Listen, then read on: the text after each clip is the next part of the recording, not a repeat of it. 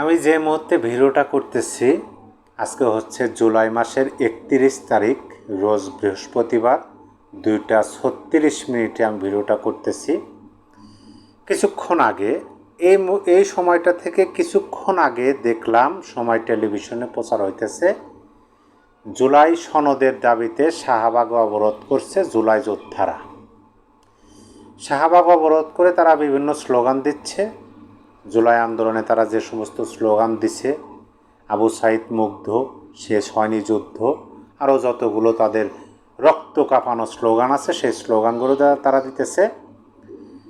সেখানে অবস্থান করতেছেন, সেই শাহবাগ অবরোধে অংশগ্রহণ করছেন অনেকেই। যেমন ধরেন জুলাই যোদ্ধারা, ছাত্র জনতা, শিক্ষার্থীরা, জুলাই আহতরা সেখানেই আছেন এবং জুলাই শহীদ পরিবারের সদস্যরা সেখানে অবস্থান করছেন এবং তারা সেই অবরোধ কর্মসূচি, তাদের দাবি হলো যে জুলাই সনদ দিতে হবে। এখন আমি যে শিরোনামটা ব্যবহার করছি, যে প্রচুর লোক, তো প্রায় 160 কোটির মতো লোক হবে কম করে হলেও।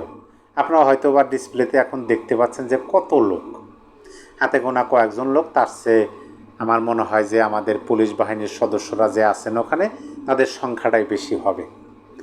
এখন বিষয় হলো যে ওখানে শাহবাগ যে তারা চত্বরে যে সমাবেশটা বা অবরোধ কর্মসূচি করছে সেখানে কি কি আছে?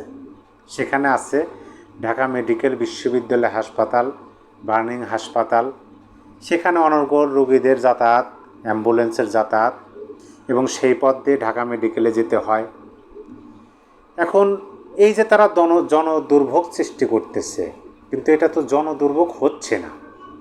তারা জনদুর্ভোগ সৃষ্টি করার জন্যই সেখানে হয়তো বা তারা এই অবরোধ কর্মসূচিটা করছে। কিন্তু লোক তো দেখলাম হাতে গোনা কয়েকজন। এই যে কতগুলো এখানে বলা হলো যে সেখানে অংশগ্রহণ করছে জুলাই যোদ্ধারা, জুলাই আন্দোলনে, জুলাই আগস্ট আন্দোলনে যারা যোদ্ধা, তারা শিক্ষার্থী, ওখানে শিক্ষার্থী শব্দটা আছে, ছাত্র জনতা আছে, জুলাই আহতরা আছে, নিহত পরিবারের সদস্যরা, বলতেই তো অনেক সময় চলে যায়। কিন্তু লোক সংখ্যা তো কম কেন? এরকম দুর্ভোগ দুর্দিন কেন এই নতুন যারা যোদ্ধা, তাদের এই এত বড় একটা আয়োজন, জুলাই সনদের দাবিতে তারা রাজপথে নেমতেছে, অথচ লোক নাই। এইটা বের করার চেষ্টা করব যে কেন সেখানে লোক নেই। দেখেন, এই যে প্রথমে যদি আমরা বলি জুলাই যোদ্ধা, জুলাই যোদ্ধা বলতে আমরা কি বুঝি? যারা এই জুলাই যোদ্ধা শব্দটাকে নিজেদের সাথে একদম লাগিয়ে নিছেন এবং এই শব্দটা ব্যবহার করে তারা বিভিন্ন হুঙ্কার দেন, হুমকি ধামকি দেন, তাদেরকে আমরা চিনতাম সমন্বয়ক হিসাবে। তারা হলেন সমন্বয়ক। এখন এই সমন্বয়করা জুলাই যোদ্ধা শব্দ দুটি ব্যবহার করে নিজেদের যে সম্মান, এই জুলাই আগস্ট আন্দোলন গণ অভ্যুত্থানের যে স্পিরিট, সম্মান, সেটা টাকার কাছে বিক্রি করে দিচ্ছেন। তাদের যোদ্ধাদের মধ্যেই একজন যোদ্ধা বলতেছেন। তিনি কে? তিনি একসময় বৈষম্যবিরোধী ছাত্র আন্দোলন নামক যে সংগঠন আছে সেই সংগঠনের মুখপাত্র হিসাবে দায়িত্ব পালন করছেন উমামা ফাতেমা। তিনিই কিন্তু বলে গেছেন যে এরা এই জুলাই আগস্ট আন্দোলন গণ অভ্যুত্থানকে টাকার কাছে বিক্রি করে দিচ্ছে। মানে এটাকে ব্যবহার করে তারা নিজেদের স্বার্থ হাসিলে তারা লিপ্ত হয়ে আছেন, ব্যস্ত হয়ে আছেন। সারা বাংলাদেশের দিকে একটু যদি আমরা তাকাই, কিছুদিন আগে গুলশানে এই বৈষম্য বিরোধী ছাত্র আন্দোলনের যে যোদ্ধারা, যারা, যে ব্যক্তির নামটা সামনে এসছে, তার পরিবার, তার গার্জিয়ান, মুরব্বী, তার বাবা সংসার চালান, তিনি, তার কর্ম হচ্ছেন ভ্যান চালক। আমি তার কর্মকে ছোট করছি না, কিন্তু এরকম একটা পরিবারের থেকে তার এত এত টাকা পয়সা, এত ব্যাংক ব্যালেন্স, তার বাড়ি থেকে কোটি টাকার চেক উদ্ধার করলো আইন প্রশাসন। এই যে তারা এই জুলাই যোদ্ধাই সমন্বয়ক, এই বৈষম্য বিরোধী ছাত্র আন্দোলন নামক এই সংগঠনটাকে ব্যবহার করে বাংলাদেশের মানুষের কাছ থেকে, বিভিন্ন দলের নেতাকর্মীদের কাছ থেকে যে চাঁদা আদায় করতে গিয়ে গুলশানে যে হাতে নাতে ধরা পড়ল, সেই ধরা পড়ার পরে কিন্তু বৈষম্য বিরোধী ছাত্র আন্দোলন নামক যে সংগঠনটা, সেই সংগঠনটা শুধু কেন্দ্রীয় সংগঠন ব্যতীত বাংলাদেশের সকল মানে কেন্দ্রীয় যে কমিটি আছে সেই কমিটিও ব্যতীত সারা বাংলাদেশের বৈষম্য বিরোধী ছাত্র আন্দোলনের সকল কমিটি তারা বিলুপ্তি ঘোষণা করল। এইটা দ্বারা তারা নিজেরাই প্রমাণ করলো যে সারা বাংলাদেশে তাদের যে কমিটি ছিল সকল কমিটি তারা গঠন করছিল চাঁদাবাজদের দিয়ে। যেহেতু এখন হাতে নাতে ধরা পড়া শুরু করছে, মিডিয়া উঠে পড়ে লাগছে সত্যকে উদ্ঘাটন করার জন্য, সাধারণ মানুষের সামনে তুলে ধরার জন্য, তখন তারা আগেভাগেই সমগ্র কমিটি তারা বিলুপ্তি ঘোষণা করল। এইটা দ্বারা তারা যে পুনরায় সমর্থন পাবে সেটার কোনো সম্ভাবনা নাই, কারণ তাদের প্রতি সাধারণ মানুষের আগে থেকেই কোনো সমর্থন ছিল না।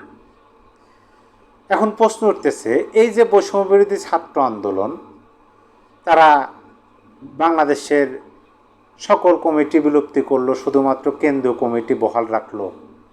যদি বাংলাদেশের সকল কমিটি চাঁদাবাজ দিয়ে ভরে যায়, চাঁদাবাজ দিয়ে গঠন করা হয়ে থাকে, তাহলে এর জন্য দায়িত্ব কেন্দ্রীয় কমিটির ঘাড়ে এসে বর্তায়। এই দায়ভার তো অবশ্যই কেন্দ্রীয় কমিটিকে নিতে হবে। তাহলে কেন্দ্রীয় কমিটি কেন বিলুপ্তি ঘোষণা করা হলো না, এই প্রশ্নটা সামনে আসতেছে।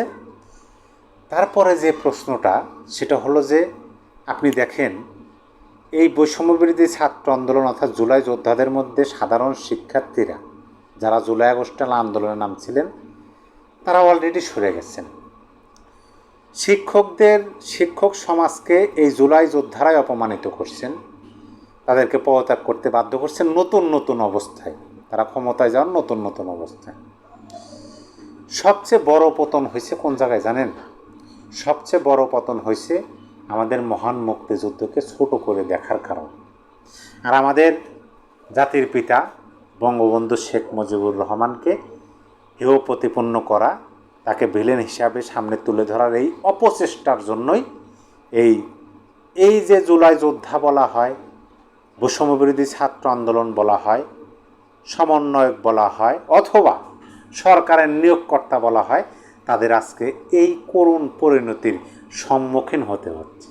আমি এই বিষয়ে একটা অনুষ্ঠান করব, এই ভিডিওর পরেই হয়তো বা সেই ভিডিওটা আপলোড হবে।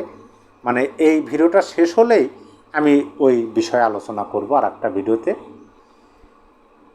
ইউনূস সরকারের বিদায় হবে বাংলাদেশের সবচেয়ে নির্মম পরিণতি। এই বিষয়ে আমি আলোচনা করব ওই ভিডিওতে, ওইটাতে আরও সম্পূর্ণভাবে বুঝতে পারবেন। এই ভিডিওতে যেটা আলোচনার বিষয় যে জুলাই যোদ্ধাদের এই অবস্থা কেন, তাদের ডাকে কেন সাধারণ মানুষ আসতেছে না, তাদের ডাকে নিজেদের সহপাঠী যারা একসাথে আন্দোলন করে আওয়ামী লীগ ক্ষমতাচ্যুত করছে তারাই কেন সাড়া দিচ্ছেন না তাদের ডাকে। এই বিষয়গুলো একটু ভাবার চেষ্টা করুন।